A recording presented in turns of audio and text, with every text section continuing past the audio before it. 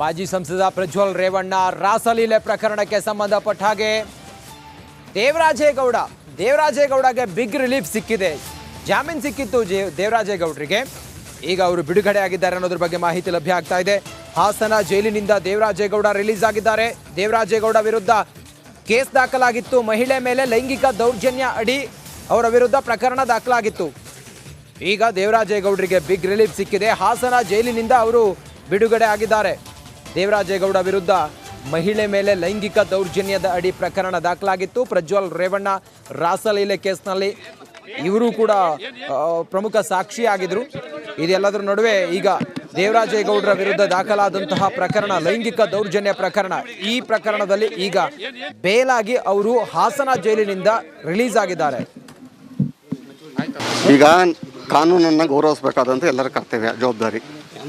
ನಾನೊಬ್ಬ ವಕೀಲರಾಗಿ ನಾನಲ್ಲಿ ನ್ಯಾಯಾಂಗದ ವ್ಯವಸ್ಥೆಗೆ ನಾನು ತಲೆಬಾಗಲೇಬೇಕಲ್ಲಿ. ನನ್ನ ಮೇಲೆ ಗುರುತರವಾದಂಥ ಆರೋಪ ನನ್ನ ಮೇಲೆ ಆಗಿತ್ತು.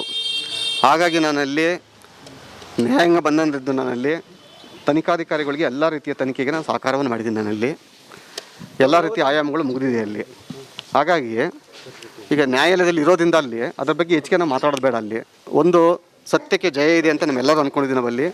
ಹಾಗಾಗಿ ನಾವು ನ್ಯಾಯಾಲಯನ ಗೌರವಿಸಬೇಕಾದಂಥ ವ್ಯಕ್ತಿಯಾಗಿರೋದ್ರಿಂದ ನಾನಲ್ಲಿ ಇದು ಕೇಸು ಮುಕ್ತಾಯವಾಗುವವರೆಗೆ ಇದ್ರ ಬಗ್ಗೆ ಯಾವುದೇ ನಾನು ಸ್ಟೇಟ್ಮೆಂಟ್ ಕೊಡಲ್ಲ. ಅಲ್ಲಿ ಮುಂದಿನ ದಿವಸಗಳಲ್ಲಿ ಎಲ್ಲ ಸತ್ಯ ಹೊರಗೆ ಬರ್ತದೆ. ನಾನು ರಾಜಕಾರಣಿ ಆದಮೇಲೆ ರಾಜಕೀಯ ಇರ್ತದಲ್ವಾ, ಅದು ಕಾಮನ್ ಪೀಪಲ್ ಅಲ್ಲ ಅಲ್ವಾ, ಖಂಡಿತ ಎಲ್ಲ ಬರ್ತದೆ.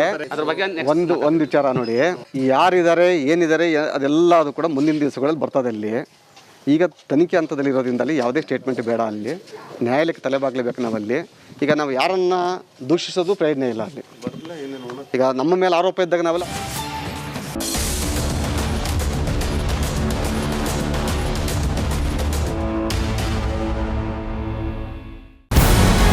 ನಮಸ್ಕಾರ, ಕರ್ನಾಟಕ ಪ್ರೈಮ್ ಟೈಮ್ಗೆ ಸ್ವಾಗತ.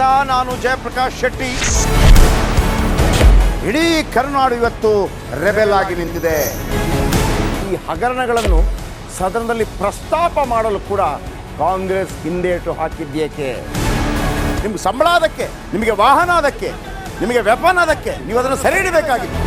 ನೀವು ವಿದ್ಯುತ್ ಬರ ಇದೆ ಅಂತ ಹೇಳ್ತಾ ಇದ್ದೀರಿ. ಎಲ್ಲಿ ಬರ ಇದೆ ನೀವು ಹೇಳಬೇಕು. ಪಾಕಿಸ್ತಾನ್ ಆಕ್ಯುಪೈಡ್ ಕಾಶ್ಮೀರ್ ಅದು ಎಂದೆಂದಿಗೂ ನಮ್ಮದು. 40 ಮೆಷಿನ್ಗಳು ತಂದಿತ್ತು ನೋಟ್ ಎಣಿಸುವುದಕ್ಕೆ, ಅದೇ ಹಾಳಾಯಿತು. ಮಥುರಾದ ಗಲಾಟೆ ಇದೆಯಲ್ಲ, ಅದು ಸ್ಥಳೀಯವಾಗಿ ಕೂತು ಪರಿಹರಿಸಬಹುದಾದಂಥ ಕಾನೂನಿದೆ. ಗ್ಯಾರಂಟಿ ಯೋಜನೆಯಿಂದ ನಷ್ಟ ಆಗಿದೆ, ಲಾಭ ಆಗಿದೆ, ದಯವಿಟ್ಟು ಹೇಳಿ. Dawood Ibrahim most wanted criminal ಯಾವಾಗಾದ ಅಂದರೆ ಇಲ್ಲಿ ತನಕ ಭಾರತ ದೇಶದಲ್ಲಿ ಓರ್ವ ದಲಿತ ಪ್ರಧಾನಿಯಾದಂಥ ಇತಿಹಾಸವೇ ಇಲ್ಲ. ರಿಪಬ್ಲಿಕ್ ವರ್ಲ್ಡ್ ಆಪ್ ಇದು ಕೇವಲ ಅಪ್ಲಿಕೇಶನ್ ಅಲ್ಲ, ಸಮಗ್ರ ಸುದ್ದಿಗಳ ಸಂಪರ್ಕ ಮಾರ್ಗಕ್ಕೆ ಕ್ರಾಂತಿಕಾರಿ ಬದಲಾವಣೆ. ರಿಪಬ್ಲಿಕ್ ವರ್ಲ್ಡ್ ಆಪ್ ಕೇವಲ ಸುದ್ದಿ ಅಪ್ಲಿಕೇಶನ್ ಅನ್ನ ಪರಿಚಯ ಮಾಡ್ತಾ ಇಲ್ಲ, ಬದಲಾಗಿ ಡಿಜಿಟಲ್ ಸುದ್ದಿ ಬಳಕೆಯ ಹೊಸ ಯುಗಕ್ಕೆ ನಾಂದಿ ಹಾಡ್ತಾ ಇದೆ. ಇದೊಂದು ಬ್ರೇಕಿಂಗ್ ನ್ಯೂಸ್, ಪ್ರಭಾವಶಾಲಿ ಕಾರ್ಯಕ್ರಮಗಳಿಗೆ ಗಟ್ಟಿಯಾದ ವೇದಿಕೆ. ರಿಪಬ್ಲಿಕ್ ವರ್ಲ್ಡ್ ಅಪ್ಲಿಕೇಶನ್ ಈಗ ಲೈವ್ ಆಗಿದೆ. ಗೂಗಲ್ ಪ್ಲೇ ಸ್ಟೋರ್ ಮತ್ತು ಆಪಲ್ ಆಪ್ ಸ್ಟೋರ್ ಎರಡರಲ್ಲೂ ಲಭ್ಯವಿದೆ. ಈಗಲೇ ಡೌನ್ಲೋಡ್ ಮಾಡಿ.